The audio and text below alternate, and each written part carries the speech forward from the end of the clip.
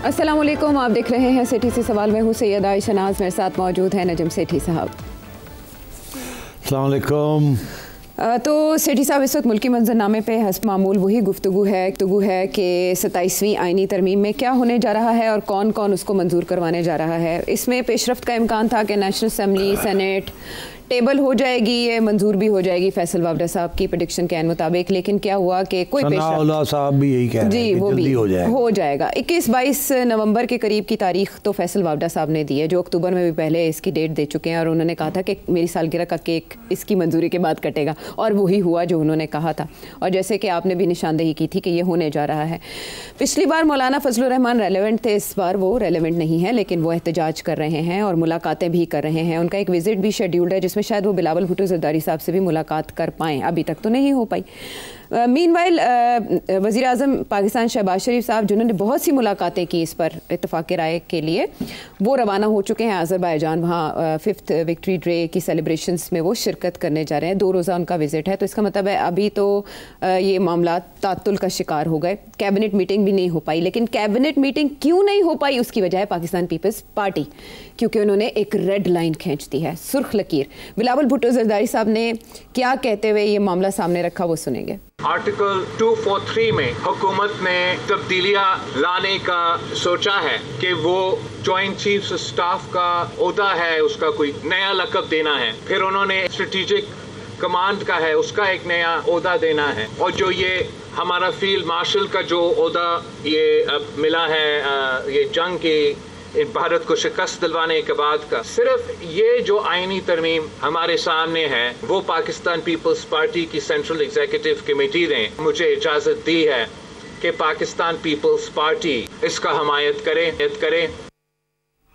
अच्छा, जो बातें आपने कल के शो में कही कि क्या वजह हो सकती है इसकी, उसी का अहाता बिलावल भुट्टो ज़रदारी साहब करें, लेकिन मैं आपका माजी का एक तज्जिया सामने रखना चाहती हूँ कि जब फील्ड मार्शल ऐवान सदर गए अफवाज पाकिस्तान के सुप्रीम कमांडर सदर ममलिकत आसिफ अली ज़रदारी से मिलने, तो मैंने आपसे पूछा था कि अफ़गानिस्तान के मामले पर उन्होंने एतमाद में लिया आसिफ अली ज़रदारी साहब को, जिसके बाद ऐवान सदर से भी एक स्टेटमेंट सामने आई। आपने कहा अंदर की खबर यह है कि इसमें कुछ और मामलात पे हुई है बात। मैं आपसे ये जानना चाहती हूँ कि कैनाल्स के मामले में पाकिस्तान पीपल्स पार्टी को कोई मैसेज दिया गया हो या पैगाम पहुँचाया गया, उस पैगाम रसानी के बाद भी इस रेजिस्टेंस की क्या वजह है पाकिस्तान पीपल्स पार्टी की जानिब से? पाकिस्तान पीपल्स पार्टी एक तो लेटना नहीं चाहती, ना शहबाज शरीफ या नवाज शरीफ साहब के आगे, ना किसी और के आगे, क्योंकि उनकी भलाई इसी में है कि वो थोड़ा सा टफ एक्ट करें, बिकॉज़ वो सिंधी नेशनलिज्म को रिप्रेजेंट करते हैं। तो इसलिए ये एक अच्छा कार्ड होता है अपने हाथ में रखने का। पीटीआई ने आपको प्रूव करके दिया है केपी में जो कर रहे हैं वो। मरियम भी लगी हुई है पंजाब, तो पीपल्स पार्टी क्यों ना बात करे सिंध की। तो इसलिए वो पानी के ऊपर भी इन्होंने पोजीशन ले ली, जो कि फेडरल गवर्नमेंट को पीछे हटना पड़ा, और एनएससी अवार्ड के ऊपर भी इन्होंने पोजीशन ली हुई है, पीछे नहीं हटने। तो जिस चीज़ के ऊपर वो इत्तेफाक है कि वो तो इशू कोई नहीं है, अच्छा जी आपने कोई तब्दीली करनी है chairman joint chief of staff के ओहदे में या फील्ड मार्शल साहब के, जिसका एक इंस्टीट्यूशनल रिक्वायरमेंट है मगर कोई पॉलिटिकल इम्प्लिकेशन नहीं है, तो कोई इशू नहीं, हम कर देंगे वो। That's what he is saying. बाकी जो इश्यूज़ हैं मेरा ख्याल है कि उसके ऊपर लेन देन करेंगे। देखिए ये ड्यूअल नेशनैलिटी वाला issue, this is of no consequence to the establishment, right, but उसमें तो आर्म्ड फोर्सेस के लिए और सिविल सर्विस के लिए स्पेसिफिकली तजवीज़ दी गई है ना, तो उसमें नहीं, नो ये तो अभी डिस्कशन होनी है इसके ऊपर कि किसके लिए है ये। अच्छा यार, राना सनाउल्लाह ने बताया किसके लिए, सुने। ड्यूअल नेशनैलिटी जो है ना, इसको खत्म किया जाए, ये बहस है। तजवीज़ क्या? तजवीज़ ये है कि जो हमारी कंपल्सरी सर्विसेज हैं, यानी सिविल सर्विस है, आर्मी सर्विस है, ये सर्विसेज जो है इसमें ड्यूअल नेशनल नहीं होना चाहिए।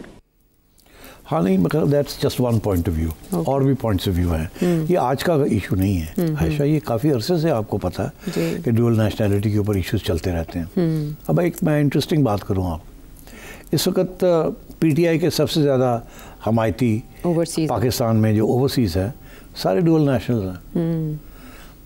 तो ये एक किस्म की धमकी भी हो सकती है ना उनको, एक किस्म का इशारा हो सकता है कि अगर हमने आपको डिसइनफ्रेंचाइज कर दिया बिकॉज आप जिस किस्म की, तो ये बातें वहाँ अंदर हो रही हैं कि ये सब कोई किया जाए। फिर मगर प्रॉब्लम ये है कि हमारे वहाँ जो स्टेक होल्डर्स हैं उनमें से खुद बहुत से लोग ड्यूअल नेशनल्स हैं। अच्छा। तो अभी तो सिर्फ ये है ना कि आप इलेक्शन नहीं लड़ सकते, ठीक है ना, मगर आप ओहदे तो रख सकते हैं, तो ये भी इशू नहीं है। पर मेरा ख्याल है कि जब ये डिस्कस किया जाएगा तो हो सकता है इसमें कोई इंटरेस्टिंग किस्म का डायमेंशन निकाला जाए। ज़रूरी नहीं है कि ये सिर्फ एक टारगेटेड किस्म के लोगों के ऊपर ये होगा, थोड़ा सा टारगेट बड़ा भी हो सकता है इसमें। तो ये आई कांट से कि कहाँ जाएगी ये बात, मगर पीपल्स पार्टी को इसमें कोई इतराज़ नहीं होगा, उनका कोई वेस्टेड इंटरेस्ट नहीं है इसके अंदर, इस पे नहीं है, लेकिन इस पे नहीं है। हाँ। तो मुस्लिम लीग का हो सकता है, और लोगों का हो सकता है, ब्यूरोक्रेसी का हो सकता है, मिलिट्री का हो सकता है, मगर पीपल्स पार्टी का कोई ख़ास इंटरेस्ट नहीं है इसमें। तो अब आइए आप बाकी जो इश्यूज़ हैं, हाँ जी, पीपल्स पार्टी क्या करे कॉन्स्टिट्यूशनल कोर्ट के ऊपर, मेरा नहीं ख्याल, ये बिलावल तो यही कह रहे हैं ना कि जी सवाए उसके और बाकी चीज़ों के ऊपर तो प्रॉब्लम्स हैं, कॉन्स्टिट्यूशनल कोर्ट के ऊपर कोई प्रॉब्लम नहीं होगी। सबका इत्तेफाक है कि एक अलग कॉन्स्टिट्यूशनल कोर्ट होना चाहिए। वाई? वो इसलिए बिकॉज जो सारे प्रॉब्लम्स आते हैं हुकूमतों को और इस्टेब्लिशमेंट को और सियासी जमातों को इन पावर और आउट ऑफ पावर, वो कॉन्स्टिट्यूशनल इश्यूज पे आते हैं ना, फ्रीडम ऑफ स्पीच, ठीक, जजमेंट्स इन फेवर ऑफ और अगेंस्ट सर्टन लॉज जो पार्लियामेंट पास करती है। तो आई थिंक दैट उसके ऊपर भी कोई इशू नहीं होना चाहिए, बिकॉज ये जो प्रपोजल है कि जो अलग एक कॉन्स्टिट्यूशनल कोर्ट बना लिया जाए, आई थिंक ये पास हो जाएगा। अच्छा, लेकिन इसमें ये एक जो लकूना सब देख रहे हैं वो ये कि ब्यूरोक्रेसी की तर्ज पे फिर तबादले हुआ करेंगे, जजेस के जो नहीं पसंद आया उसको कहीं भी उठा के फेंक दिया, ठीक, किसी को ऑब्जेक्शन नहीं होगा इसमें। तो ये बताएं, आप हमेशा ये कहते रहे कि अदलिया को सियासत ज़दा नहीं होना चाहिए, ये जो दो इकदामात हैं इससे गैर सियासी हो जाएगी? कोई गैर सियासी नहीं होना। सुप्रीम कोर्ट ऑफ पाकिस्तान जो मर्जी फैसले करे, जिस चीज़ के मर्जी फैसले करे, उसका क्या ताल्लुक है हुकूमत के साथ? ठीक है, कोई ऐसे छोटे मोटे इकनॉमिक इश्यूज़ के ऊपर वो कर देंगे तो वो भी चैलेंज कर देंगे जब ज़रूरत पड़ेगी गवर्नमेंट को कॉन्स्टिट्यूशनल कोर्ट के अंदर कि ये फलानी आइन ऑफ द कॉन्स्टिट्यूशन के खिलाफ है ये judgement. So government is sitting pretty, establishment is sitting pretty. अगर किसी को कोई फ़र्क पड़ता है तो वो नॉर्मल सुप्रीम कोर्ट को पड़ता है, उनके पावर्स लेके शिफ्ट कर दिए जा रहे हैं। बाकी इसके ऊपर I don't think they will be a problem. तो जुडिशल एक्टिविज्म को हम हमेशा के लिए ख़त्म समझें इसके बाद? यार तो कमाल कर रही हो तुम, अभी भी कुछ उम्मीदें रखी हुई हैं तुमने। जुडिशल एक्टिविज्म की वजह से तो हम यहाँ पहुँचे हैं, क्योंकि judicial activism is not judicial, it is political activism. Yes, चलें आयशा, खुदा का खौफ करो। खुदा के खौफ में ये बात कर रही नहीं, जुडिशल एक्टिविज्म जो थी उसको मकसद ये था ना कि हम इंसाफ देंगे। हाँ। जुडिशल एक्टिविज्म वाज कि हम इस्टेब्लिशमेंट की रिट नहीं मानते, गवर्नमेंट की रिट नहीं मानते, हम तो आज़ाद हैं और आज़ाद इंडिपेंडेंट फैसले देंगे जिससे इंसाफ मिलेगा। वो तो हुआ ही नहीं ना। लॉयर्स मूवमेंट के बाद तो उल्टा हो गया ना सारा कुछ। जजेस ने तो अपना ख्याल किया और किसी का तो ख्याल ही नहीं किया, और मिल गए फिर जाके इस्टेब्लिशमेंट के साथ उस वक्त की और सियासी जमातों के साथ मिल गए जाके। तो this is nothing to do with judicial activism. वो ना थी, 4 दिन के लिए आई, फिर छुट्टी होगी और अब फारग है। हाँ, तो ऐसे इसमें हाथी के दांत खाने के और से दिखाने के, और इस तरह पीपल्स पार्टी की स्ट्रेटजी भी यही डिस्कस हो रही है कि हमने देखा कि गुड कॉप बैड कॉप अगर मुस्लिम लीग नून में नवाज शरीफ साहब और शहबाज शरीफ साहब ने खेला, तो इधर भी बिलावल भुट्टो और जरदारी साहब के दरमियान कोई ना कोई इख्तलाफात रहते हैं। तो ये जो इस वक्त वो इख्तलाफात ज़रूरी होते हैं कोalition में। अगर इख्तलाफात ना हो तो फिर बात अपनी नहीं मनवाई जा सकती ना, थोड़ी बहुत तो हार्ड लाइन लेनी पड़ती है ना, इश्यूज़ बनाने पड़ते हैं, फिर आपकी बात सुनी जाती है। तो आपके ख्याल में इस वक्त रियली पीपल्स पार्टी के अंदर भी कोई डिवाइड हो सकती है इस मामले पे, या ये पब्लिक कंजम्पशन के लिए ये बातें की जाए? पीपल्स पार्टी के अंदर कभी भी कोई डिवाइड नहीं हुई। People's Party is run by Asif Zardari, full stop. People's Party is monolithic. जब मोहतरमा थी तो वो चलाती थी, अब आसिफ जरदारी साहब चलाते हैं, मगर वो बिलावल भुट्टो की ट्रेनिंग हो रही है, और जब उनको ज़रूरत पड़ती है तो बिलावल भुट्टो से कोई डिफरेंट बयान दिलवा देते हैं। अच्छा। ताकि लगे ऐसे कि यार हमें भी इतना आसान नहीं है, मुझे भी लोगों को साथ लेके चलना पड़ेगा। तो this is also part of the game, good cop bad cop. Muslim League Noon के अंदर गुड कॉप बैड कॉप नहीं है, एक ही कॉप है। अब है, वरना नवाज शरीफ साहब से मुतालबा किया जा रहा है कि इस मामले को लेकर वो भी कोई बयान दें। नहीं, वो नहीं देंगे। वो मुकम्मल खामोशी इख्तियार करके अलहदा हो चुके हैं पॉलिटिक्स से। अलहदा नहीं हुए मगर बयानबाजी नहीं करते। He wants let's Maryam do Punjab and let's Shahbaz Sharif अब डू इस्लामाबाद। सो मरियम नवाज शरीफ साहिबा का क्या मौक़िफ़ होगा NFC के मामले पर?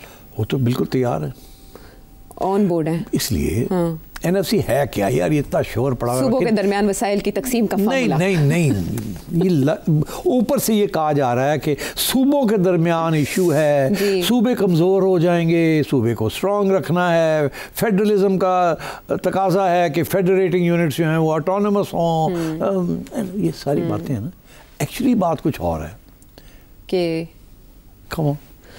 वो जो कल जिसकी आपने निशानदेही की थी, तो बात तो वही है ना कि फ़ौज को पैसे चाहिए जी, और पहले पैसे मांगते थे तो नजम सेठी और आयशा कहते थे इनको पैसों की क्या जरूरत है, जंग तो है कोई नहीं, सारा तो अमन है, और खुद ये कह रहे हैं अब जियो इकोनॉमिक्स है और जियो पॉलिटिक्स तो है नहीं। मगर जब इंडिया ने ये हरकत की तो उसके बाद तो नजम सेठी और आयशा भी ये कहते हैं, चुप हो गए हम चुप हो गए, हम कह रहे यार गलत तो सही है, ठीक है ना। वो तो उधर ऑपरेशन सिंदूर जारी रखे, अगर नजम सेठी और आयशा ये कह रहे हैं कि जी पैसे दो इन्होंने, ठीक है जी, इन्होंने हथियार चाहिए देने, नहीं तो वो इंडिया बैठा है और उधर अफगानिस्तान भी गड़बड़ कर रहा है, तो देने पड़ेंगे ना, कोई पाकिस्तानी ना नहीं करेगा इसको, और पीपल्स पार्टी को भी देने पड़ेंगे अपना हिस्सा। अच्छा, उनका ये है कि NFC अवार्ड जो है ना कि इतने % हमें मिलना है, इतने % उसको मिलना है, इतने % उसको मिलना है, इसको मत हिलाएं। अच्छा, इसको this is cast in stone, ये पक्का है। इशू ये आपको पैसे और चाहिए, अच्छा तो हमसे बात कर लें, हम अपने हिस्से में से जब हमें मिल जाएगा, जो मिलता रहे, किसी साल आपको ज़्यादा चाहिए होंगे, किसी साल आपको कम चाहिए होंगे, ये क्या कि एकदम ही आपको 10% हम सारे अपने अपने काम करके आपको दे दें। तो ये हो सकता है कि कोई और फार्मूला निकल आए, अच्छा, कि डिफेंस एक्सपेंडिचर्स के अंदर फलाना एक्सपेंडिचर जो है वो प्रोविंसेस जो है according to some formula, not NFC मगर according to some other formula या वेटेड फार्मूला, जिसमें पॉपुलेशन भी हो, ग्रोथ भी हो, रेवेन्यूज़ भी हो, टैक्सेस भी हो, सारा कुछ हो, वो मिला जुला के कोई एक फार्मूला बना लिया जाए जिसके तहत कंट्रीब्यूशन होगी, वॉलंटरी कंट्रीब्यूशन होगी from the provinces to the army's budget. अच्छा, तो वो तो by the way no one can say no to that ना। तो NFC अवार्ड तो रहेगा कि जी इतने % इनका, इतने % इतना, और बाद में फिर देने होंगे तो उनसे ले लेंगे। तो ये प्रपोज है कि तालीम और सेहत और आबादी और वेलफेयर, ये वजारतें विफाक को वापस चली जाएं। अच्छा, ये जो है ना, दिस इज़ नॉट कॉन्ट्रोवर्शियल, ये मेरा ख्याल है ये IMF की तरफ से है कि provinces are not doing enough on education and on health and stuff, और ये कुछ चीज़ें ऐसी हैं जो कि वापस फेडरल गवर्नमेंट में चली जाए, क्योंकि वैसे भी फेडरल गवर्नमेंट जब उनके पास थी तो ज़्यादा खर्चा नहीं होता था इन पे, फेडरल गवर्नमेंट भी खास नहीं घास डालती थी, प्रोविंसेस भी खास नहीं करती तालीम के लिए और ये बाकी इश्यूज़ के लिए नहीं करते। तो अब मेरा ख्याल है ये डोनर्स की तरफ से है कि लिटरेसी रेट, पॉपुलेशन ग्रोथ, ये सेंट्रल चीज़ें होनी चाहिए। सिंगल करिकुलम की तरफ जाएगी बात इसकी? नहीं, आई थिंक वो ख़त्म हो गया सिंगल करिकुलम, दैट इज़ वो एंड हो गया सिंगल करिकुलम का, दैट वाज अ डिज़ास्टर। और सुना है आपने उसके बाद सिंगल करिकुलम का कुछ भी नहीं। तो ये तो यही कह रहे हैं कि इससे तो तालीम की क्वालिटी बेहतर हो सकती है अगर विफाक को दे दिया जाए इसका इख्तियार। तो विफाक के पास था तो कितनी बुरी होगी क्वालिटी, तो अब वापस देंगे तो क्या बेहतर हो जाएगी? नो, द आइडिया इज़ कि ये प्रोविंसेस कुछ नहीं कर रहे, कि चलो एटलीस्ट फेडरल गवर्नमेंट को तो मॉनिटर करती है IMF, उसको वर्ल्ड बैंक मॉनिटर करता है, उनके फंड्स आते हैं इन इलाकों के लिए, इन प्रोग्राम्स के लिए। और बाय द वे मैं ये आपको बताऊं कि वर्ल्ड बैंक की रिपोर्ट्स जो अगर आप बारीकी से पढ़ें और IMF की रिपोर्ट्स पढ़ें तो उनके अंदर एक बड़ी इंटरेस्टिंग लाइन लेते हैं वो, जो कि बड़े प्यार से तरीके से वो कहते हैं, वो कि डोनर्स जो हैं वो कहते हैं कि पंजाब की ब्यूरोक्रेसी जो है वो बहुत अच्छी है, और बाकी ब्यूरोक्रेसी सारी करप्ट है और वहाँ बड़ी लीकेज होती है, यहाँ कम से कम उतनी लीकेज नहीं होती, काम तो हो जाता है। अच्छा। तो अब तो इसलिए वो जो कॉन्फिडेंस नहीं है सिंध के अंदर या KP के अंदर या बलूचिस्तान में कि वहाँ जो पैसे जाएंगे इन खातों के अंदर वो एक्सपेंड भी होंगे वहाँ के नहीं, या साइफन ऑफ हो जाएंगे। तो आई थिंक इस किस्म का प्रेशर है फ्रॉम डोनर्स कि ये वापस फेडरल गवर्नमेंट के पास ही आ जाए। अब मैं नहीं समझता कि इसके ऊपर कोई ज़्यादा लेन देन होगी, हो भी सकता है, नहीं भी हो सकता, मुझे नहीं लगता कि कोई इसके ऊपर एतराज़ करेगा। तो पिछली बार रेलेवेंट मौलाना, अब की बार भी वो कह रहे हैं कि अगर इस पे इस तरह इस अंदाज में कार्रवाई की गई तो इससे नुकसान होगा। मौलाना सेंटर स्टेज लेंगे इस बार या बिलावल ही सहरा सजाएंगे अपने सर पे? देखिए, अभी तो ऐसे लग रहा है कि बिलावल ने सेंटर स्टेज ली हुई है। मौलाना कह रहे हैं कि वो 35 चीज़ें हमने निकाल दी थी, नुक्ते निकाल दिए थे क्योंकि तब मौलाना की ज़रूरत थी। तो अब अगर फिर वापस डाले तो फिर हम एतराज़ करेंगे। अब देखते चले क्या होता है। अभी तो ये 35-37 तो बात ही नहीं हो रही है, हम ही अपने 35 बात कर रहे हैं। किसी ने वो उन चीज़ों की तो बात ही नहीं की। इस वक्त तो 4-5 मोटी मोटी चीज़ें हो रही हैं जी। उसमें से मेरा ख्याल है कि 2-3 पास हो जाएंगी, 2-3 रह जाएंगी। जो पास हो जाएगा वो मैं आपको बता रहा हूँ कि एक तो ये पास हो जाएगा कॉन्स्टिट्यूशनल कोर्ट, अच्छा ये हो जाएगा। ओके। बाकी ये कि जी कोई रास्ता निकालेंगे टू गेट द एक्स्ट्रा 10% जो फ़ौज को चाहिए, वो बहुत इम्पोर्टेंट है। उसके बगैर बात आगे नहीं बढ़ेगी। बाकी क्या है, बाकी डुअल नेशनैलिटी, लोकल गवर्नमेंट, इसके ऊपर कुछ लेन देन हो जाएगी। क्योंकि देखिए ना, लोकल गवर्नमेंट तो कब से अदालतों के ऑर्डर्स हैं। हाँ बिल्कुल, अदालतों ने ही करवाए इलेक्शंस, या परवेज मुशर्रफ साहब ने उसको तो कोई नहीं, ये प्रोविंसेस नहीं करते ना।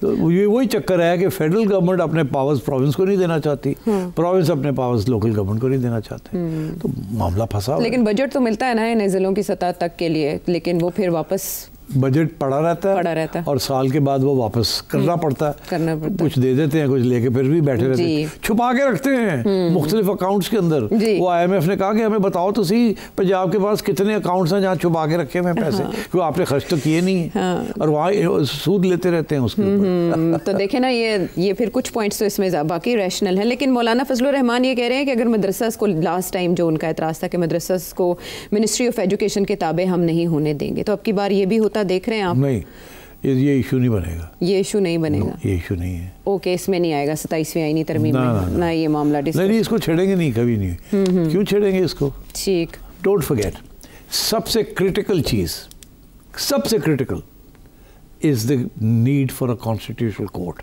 जिसके अंदर कोई कंट्रोवर्सी ना हो जी, सेट हो, जो गवर्नमेंट की पोजीशन है उसको अपहोल्ड करे, या जो एस्टैब्लिशमेंट की पोजीशन है उसको अपहोल्ड करे। इसीलिए इसको अलग किया गया। अच्छा। और ये जो डिबेट्स चल रही हैं इनके अंदर अंदर ये खत्म हो जाए। लेकिन नज़ीर तो अमरीकी निज़ाम की दी जा रही है, अमरीकी सुप्रीम कोर्ट की दी जा रही है। तो दी जा रही है तो ठीक है, अमरीकी सुप्रीम कोर्ट का वहाँ का सिस्टम बहुत फ़र्क है, बट देने से क्या फ़र्क पड़ता है, ठीक है। आइडियल मिसाल। हाँ। नहीं, देखिए अमरीकी सुप्रीम कोर्ट भी बड़ा इंटरेस्टिंग है, अब है तो वो कॉन्स्टिट्यूशनल, मगर वहाँ प्रेसिडेंट ऑफ यूनाइटेड स्टेट्स का बड़ा रोल है कि वहाँ कौन बैठता है और कौन नहीं बैठता। जैसे ही कोई जज एक रिटायर, वहाँ बाय द वे सिचुएशन ये है कि you don't have a fixed tenure, ये नहीं है कि 3 साल के लिए आए, 4 साल के लिए आए, मगर वहाँ मौका मिल जाता है, एक आध बंदा मर जाता है या बीमार होकर रिटायर हो चला जाता है, तो फिर president of the United states जो है वो अपॉइंट करता है, और वो हमेशा उस किस्म के जज को अपॉइंट करता है जो कि उसकी सियासी जमात की आइडियोलॉजी के साथ के करीब हो। So the American executive has a input into the constitutional court. हाँ, तो इस और उसमें कभी यही होता है कि रिपब्लिकन जजेस जो हैं वो ज़्यादा मेजॉरिटी में होते हैं, कंजर्वेटिव एंड डेमोक्रेट्स का, बट एक कभी ऐसे भी हुआ कि डेमोक्रेटिक जजेस जो हैं वो मौका ऐसा बन गया कि वो डेमोक्रेटिक प्रेसिडेंट था तो उसने अपॉइंट कर दिया एंड सो ऑन। मगर यहाँ ऐसे नहीं है ना, यहाँ तो अब तो उन्होंने सिस्टम ही बना दिया है कि जी जो आएगा जो जाएगा वो जुडिशल कमीशन के जरिए ही सारा कुछ होगा। 27वीं आईनी तरमीम के पसे पर्दा क्या तब्दीलियाँ हैं, मंजरनामा क्या बन सकता है, आपको आइडिया तो हो गया होगा। और कहाँ क्या हो रहा है, मामलात टेबल पर हैं, तो किसका एतराज़ क्या है, ब्रेक के बाद आके बात करेंगे।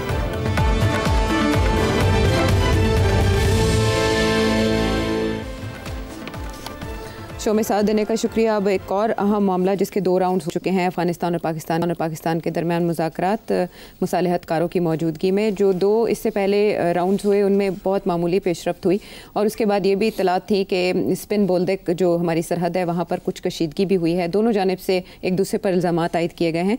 लेकिन अफ़गानिस्तान की सिचुएशन के हवाले से एक सवाल भी व्यूअर ने आपसे किया है। चूनिया से सज्जाद क्या जानना चाहते हैं? पाकिस्तान अपना बॉर्डर अफगानिस्तान के साथ सिक्योर क्यों नहीं कर लेता, ताकि ये TTP वाले वहाँ से या BLA वाले वहाँ से एंटर ही ना हो। ये अगर सरहद 2641 किलोमीटर है तो हर 500 मीटर के फासले पे एक छोटी चौकी बनाई जाए, जिसके अंदर 2-3 फौजी हों, और उनको नाइट विजन, स्नाइपर्स, इस तरह की चीज़ उनके पास हो, और वो तकरीबन आधा किलोमीटर का फासला वो कवर करें। इस तरह तकरीबन कोई 10-12 हज़ार चौकियाँ बनेंगी और इस बॉर्डर को एक तो फेंस लगा के कवर कर देना चाहिए, और दूसरा ये कि वहाँ पे थोड़े थोड़े फासले पे 3-4 फौजियों की एक चौकी बनी हो और वो इसको क्लोजली मॉनिटर करें और वहाँ से एंट्रेंस होने ही ना दे। और दूसरी बात ये कि ये जो फौज के जवान शहीद होते हैं, हमने अक्सर वीडियोस देखी हैं, उनको वो हाई एक्स टोयोटा दिया होता है, तो वो उनको बुलेट प्रूफ गाड़ियां क्यों नहीं दी जाती वहाँ पे कि वो इस तरह के जो अटैक्स उनके ऊपर BLA या TTP करती है तो उससे वो बचें।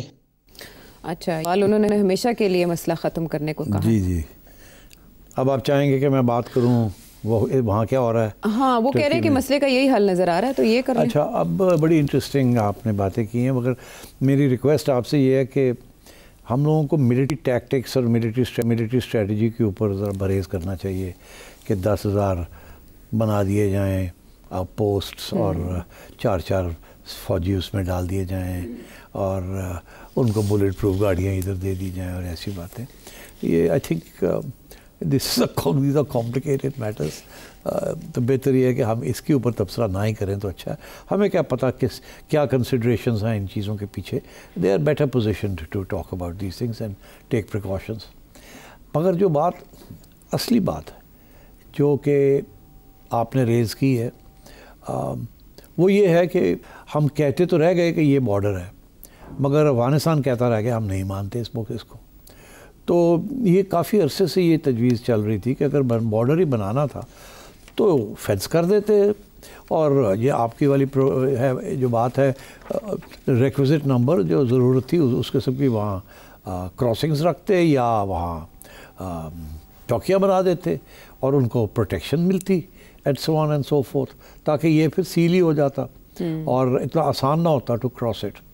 तो ये बाय द वे बड़ी एक आपको इंटरेस्टिंग बात बताऊँ। वो बात ये है कि जिसका ज़िक्र ये जो टॉक्स हो रही हैं उसके अंदर भी आएगा और आता होगा। अभी हाल ही में हमारे x chairman joint chiefs of staff और एक्स DG ISI जनरल एहसान उल हक, उन्होंने एक बड़ी इंटरेस्टिंग एक कॉन्फ्रेंस में कुछ बातें की हैं, दिल की बातें की हैं और खुल के बात की है। मैं सुन रहा था एंड बड़ी इंटरेस्टिंग बातें थी। उनमें से मैं आपको 2 छोटे पॉइंट्स सुन के बताता हूँ and I think they are well worth considering.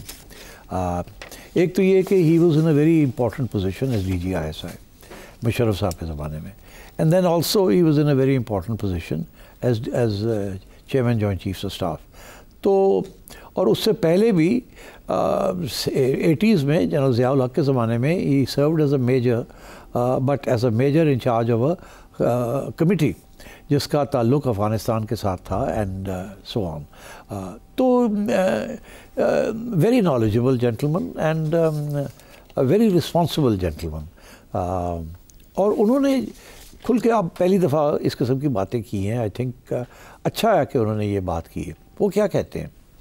वो ये कहते हैं कि ये इशू जो है कब से उनका अपना मौक़िफ़ यही था कि फेंसिंग करके इसको ख़त्म ही कर दिया जाए इस मसले को, एक बात। और कहते हैं कि जब भी ये इशू खड़ा होता था तो कुछ लोग एक बात करते थे, कुछ दूसरी बात करते थे, और कुछ लोग यार बड़ा महंगा है, पैसे कहाँ से आएंगे और जब ये कहते थे यार कोई फीजिबिलिटी तो बनाओ, ये बताओ तो सही कितना है, कैसे है, may be over a period of time हम कर सकें, but nobody took this suggestion seriously. And आज तक भी बातें होती हैं बट सेक्शंस में शायद हुआ है बट नॉट रियली। तो दूसरी तरफ उन्होंने एक और बड़ी इंटरेस्टिंग बात कही। उन्होंने कहा कि जब भी उनकी इनफॉर्मल डिस्कशंस होती थी with Afghans, specially northern alliance वाले Afghans and some Pashtuns also, जो कि ऑफ द रिकॉर्ड कुछ बातें करते थे, वो कहते थे कि जी आपको क्या कहते थे, हम तो हमेशा यही कहते यार और ड्यूरेंट लाइन को एक्सेप्ट करो ताकि ये मसला ख़त्म हो। तो वो आगे से बेसिकली क्या कहते थे कि ये क्या मसला है आपका ड्यूरेंट लाइन का, आप छोड़ देना इस बात को। ड्यूरेंट लाइन एक बनी तो हुई है ना, अगर ना बनी होती तो बॉर्डर पे ऊपर ये क्रॉसिंग तो ना होती, आपकी तरफ भी पासपोर्ट कंट्रोल, हमारी तरफ भी पासपोर्ट कंट्रोल। या तो ये होता कि आप अपनी तरफ पासपोर्ट कंट्रोल करते, हम ना करते।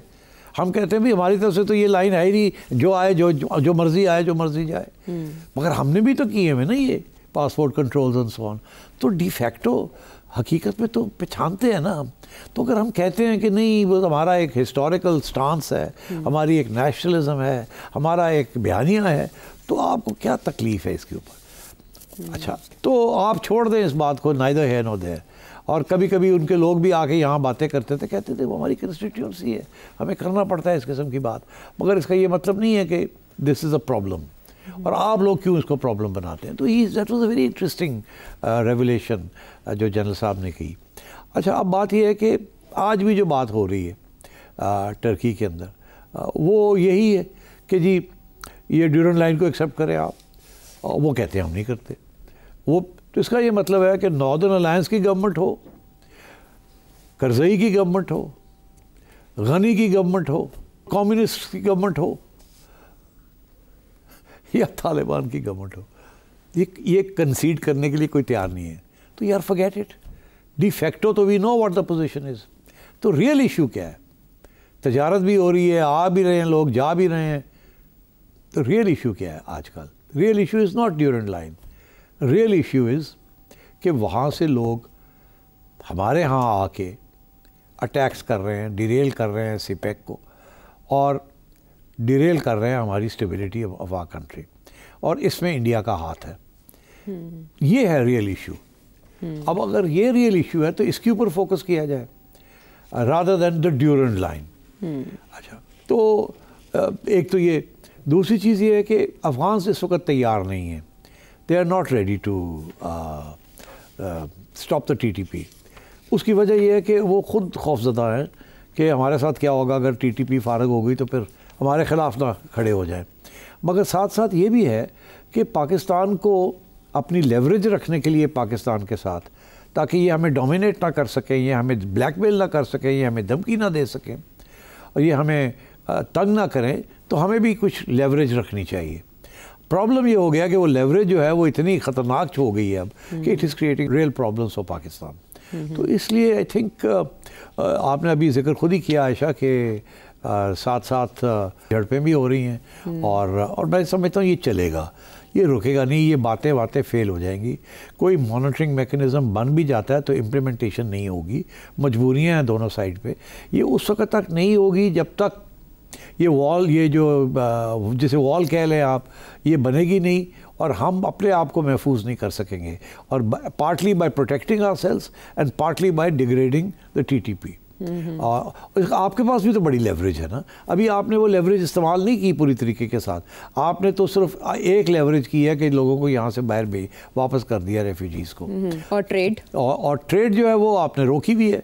अच्छा, अब उनको तकलीफ़ तो होगी और हो रही है, और उसके अंदर इंडिया कूद गया, वो अब चाबहार के ज़रिए उनको एक एक्सेस देना चाह रहा है, और अमेरिका ने भी इंडिया को क्या कर लो, और ईरान तैयार बैठा है, हालांकि आप कहते हैं कि ईरान आपके साथ है। तो ये भी बैलेंसिंग एक्ट करना पड़ेगा ना, और वही हो रहा है आजकल। बंद है, आपके अफ़गान कंटेनर्स जो हैं वो फंसे हुए हैं कराची में एट्सट्रा, और इंडिया के साथ जो तजारत होनी थी वो नहीं हो रही अफ़गानिस्तान की, मगर दीज आर लेवरेजेस। तो मेरा ख्याल है कि कोई पैकेज किस्म की बात करनी चाहिए विद अफ़गानिस्तान और नॉर्मलाइज करना चाहिए इस चीज़ को, मगर इसके साथ साथ you have to carry out your own kinetic activity against TTP। मगर लास्ट बट नॉट लीस्ट, देखिए आपने जिस किस्म के आप इंटेलिजेंस बेस्ड ऑपरेशंस कर रहे हैं ना, बेहतर ये होता कि आप कोई ऐसा सिस्टम करते जिसके साथ लोकल जिरगे जो हैं उनको एम्पावर किया जाता, and they would have tackled ये जो घुस बैठी है, कि along with intelligence based operations आप वहाँ की जो लोकल पॉपुलेशन है वो अपने साथ लें। उसके बगैर आप ये नहीं कर सकेंगे, जितने मर्जी आप इंटेलिजेंस बेस्ड ऑपरेशंस करें, because the tribes are mix like this. Loyalty is to tribes not to the state. यही तो ट्राइबल सोसाइटी होती है। उनकी पहली लॉयल्टी रियासत की तरफ नहीं होती, उनकी पहली लॉयल्टी टू देयर ट्राइब होती है। और अभी वो सारे इलाके जो हैं they are all tribal areas.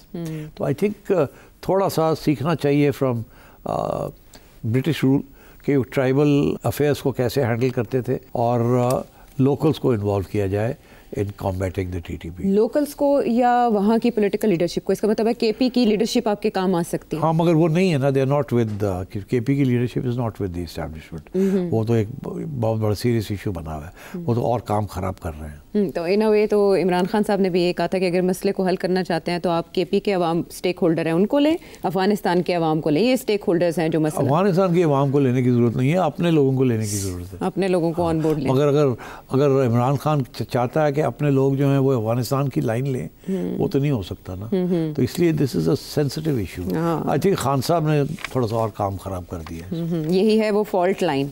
ऐसे में पाकिस्तान के जो वफ्द किया है उनकी जानिब से मुतालबा ये भी किया जा रहा है कि जो तालिबान दहशतगर्द पाकिस्तान में कार्रवाई में मुलव्वस है उन्हें पाकिस्तान के हवाले किया जाए। और मुल्ला हैबतुल्लाह ने अपने डेलीगेशन को यह हिदायत की है कि जो हकीकी तौर पर हम पूरा कर सकते हैं वही शराइत मान के आया जाए। कुछ भी नहीं पूरा करेंगे वो। तो इसका मतलब है वो डिले कर रहे हैं, और ये भी कहा जा रहा है कि रीलोकेट कर रहे हैं वो टीटीपी के टेररिस्ट को। हो सकता है कि थोड़ी बहुत वो इस किस्म की इम्प्रेशन दें कि हम कर रहे हैं, मगर वो करेंगे नहीं, नहीं करेंगे। ठीक है, तो और वो आज नहीं कल फिर झगड़े शुरू हो जाएंगे। जब मॉनिटरिंग होगी तो हम कहेंगे आप नहीं कर रहे, वो कहेंगे हमने ये किया है, फिर शोर पड़ेगा, फिर लड़ाई झगड़े होंगे। बेस्ट इज़ कि आप फेंसिंग करें, अपनी चौकीज़ करें, अपने आप को प्रोटेक्ट करें, और साथ साथ आप अपनी लोकल पॉपुलेशन को अपने साथ लें to combat it within your own territory. और जो बाहर है वहाँ आपको अगर ज़रूरत पड़ती है तो टारगेटेड एक्टिविटी होनी चाहिए। अच्छा, ये इट्स अ मल्टीप्रोंग्ड। हाँ, बहुत सी जहतें हैं इस स्ट्रेटजी की जो बुरे कार लाई जा सकती है। यह है बहुत अहम मामला और उन टॉक्स से हैं जो एक अरसे से चल रही हैं, और ज़ाहिर है इसका थर्ड राउंड है। देखते हैं इसका आउटकम। वापस आते हैं ब्रेक के बाद।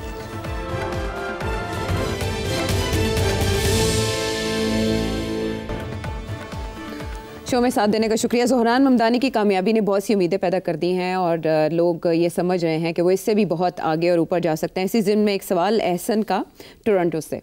अमेरिका में आपको क्या लग रहा है आगे जेडी वेंस साहब और ममदानी का टकरा होगा, और क्या देख रहे हैं आप फ्यूचर में? क्या ये आगे एक दफा फिर इंडियंस अगेंस्ट द वर्ल्ड होने जा रहा है? क्योंकि जेडी वेंस की वाइफ जो है वो इंडियन है, वैसे तो ममदानी की वालदा भी इंडियन है, लेकिन वो ज़रा ज़्यादा इंक्लूसिव है। तो आप बताएं कि आगे क्या होने जा रहा है न्यूयॉर्क में? डेमोक्रेटिक पार्टी के ममदानी को देख रहे हैं कि नहीं?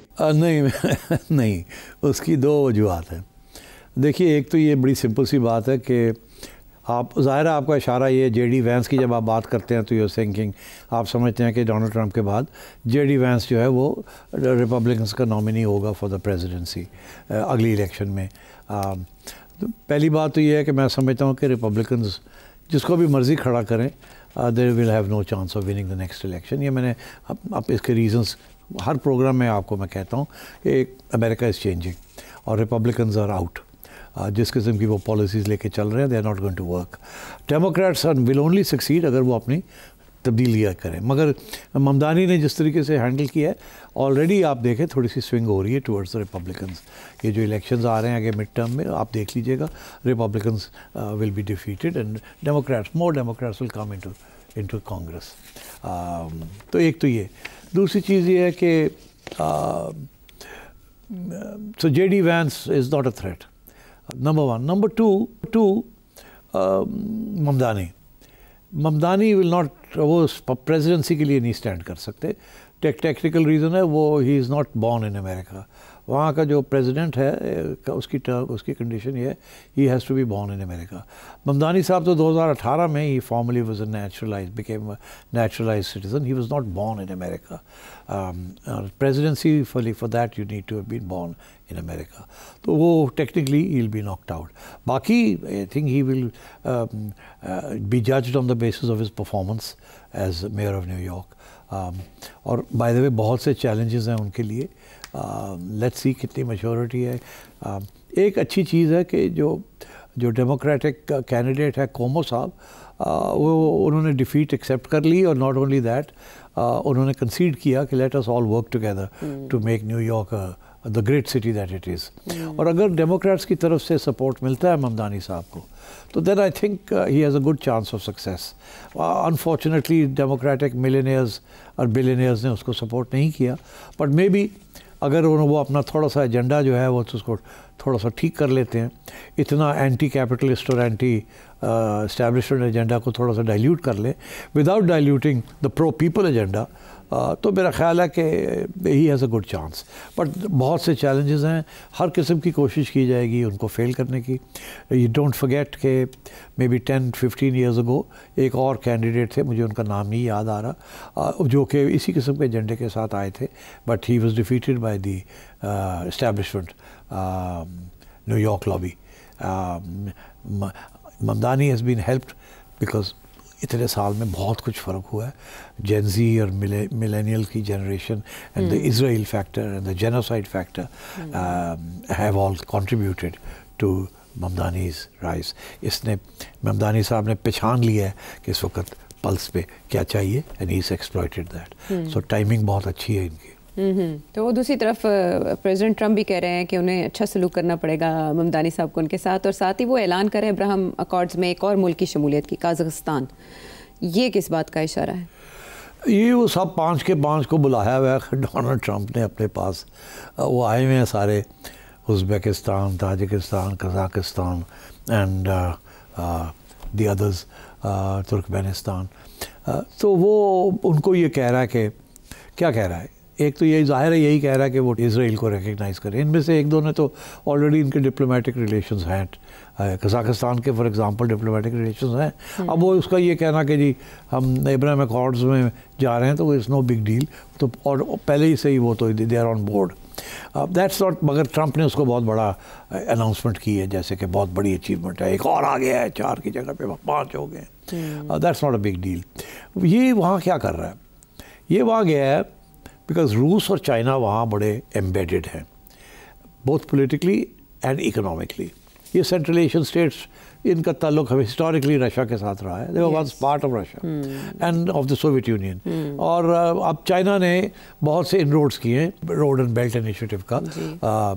सीपैक इधर से जा रहा है, ऊपर से एक और रूट वो ले जा रहे हैं और ऑलमोस्ट सक्सीड हो गया। रेल तो पहुँच ही गई है from China into Iran, Europe की तरफ जा रहे हैं, और वहाँ से भी एक ईरान की तरफ और एक ऊपर रूस की तरफ से to Europe. So they are making these.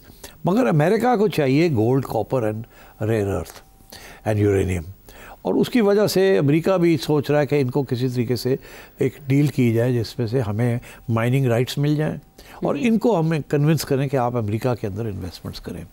तो ये डिस्कशंस हो रही हैं वहाँ। एक बात बताने की ज़रूरत है कि अमेरिका के सारे न्यूक्लियर पावर प्लांट्स जो है ना, बहुत सी इलेक्ट्रिसिटी पावर प्रोड्यूस होता है बाय न्यूक्लियर पावर प्लांट्स।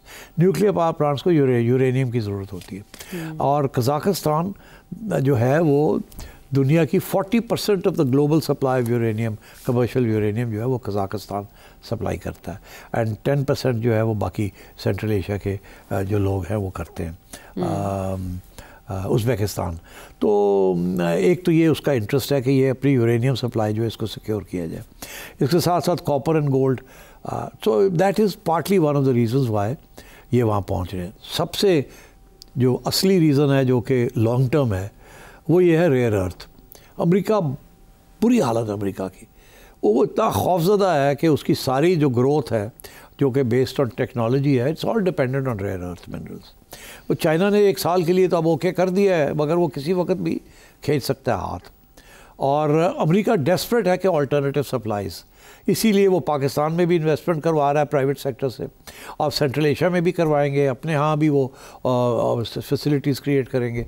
वो रेयर अर्थ तो है मगर प्रोसेसिंग के लिए प्रॉब्लम्स हैं, और and it's a very polluting environment if you use coal and stuff like that। तो इसलिए मेरा ख्याल है ये म्यूचुअल किस्म की इकोनॉमिक बेनिफिट्स की तरफ जा रहे हैं, प्लस ऑल्सो कि रशिया और चाइना को थोड़ा सा रोका जाए from completely sweeping over the resources and of central Asia. Oil, wheat, rare earth, uranium and so on। अच्छा सेठ साहब, Marco Rubio and Steve Witkoff, president Trump की टीम बहुत एक्टिव है अब्राहम अकॉर्ड्स के सिलसिले में, और 18 नवंबर को एक्सपेक्टेड है कि मोहम्मद बिन सलमान क्राउन प्रिंस वो विजिट कर रहे हैं यूएस का। वो उनके हवाले से प्रेसिडेंट ट्रम्प काफ़ी मुस्तरब रहे हैं और वो कहते रहे हैं कि सऊदी अरेबिया ज्वाइन करे। क्या अनाउंसमेंट आ सकती है? Not sooner. जब तक इसराइल वाला मामला है ना, इस वक्त फंसा हुआ है ना, ये जो फोर्स बनानी है, जी, उसकी क्या स्टेबलाइजेशन फोर्स वो यूएन के जरिए आएगी कि नहीं आएगी। और अब इसहाक डार साहब ने एक ऐसी बात कर दी है जो कि जिसको रेजिस्ट करना बड़ा मुश्किल हो जाएगा। वो ये कहते हैं कि ये पहले तो हमें ये बताया जाए कि हमारी हैसियत क्या होगी, नंबर एक। नंबर दो ये है कि हम चले जाते हैं वहाँ और रिकन्स्ट्रक्शन शुरू हो जाती है और हमसे पैसे ले लिए जाते हैं और सारा गाज़ा को रीबिल्ड हम कर देते हैं और कल को फिर इजराइल जो है वो बम्बार्डमेंट करके वहाँ से फ़लस्तीनियन को निकाल दे तो फिर क्या होगा। तो हमें कोई गारंटीज तो मिलनी चाहिए कि ये नहीं होगा। तो आई थिंक इसमें अभी इश्यूज़ बनेंगे और मेरा ख्याल है अमेरिका को पता है इस बात का और वो सऊदी अरेबिया को थोड़ा सा टाइट करना चाहता है कि आप पाकिस्तान और टर्की वगैरह को कंट्रोल में रखें। ये बड़े मुश्किल सवाल पूछ रहे हैं। चले, हमें आगे का भी नक्शा मिल गया। आमिर अहमद के सवाल का जवाब भी हो गया। शहरियार अमेरिका से, अमीन अटलांटा से, फ़रा लाहौर से, मुश्ताक अहमद कराची से, राना नवीद लाहौर से, शहजाद सलीम मलेशिया से के सवालों के लिए ममनून व मशकूर है। अगले प्रोग्राम तक के लिए इजाज़त दें। Thank you.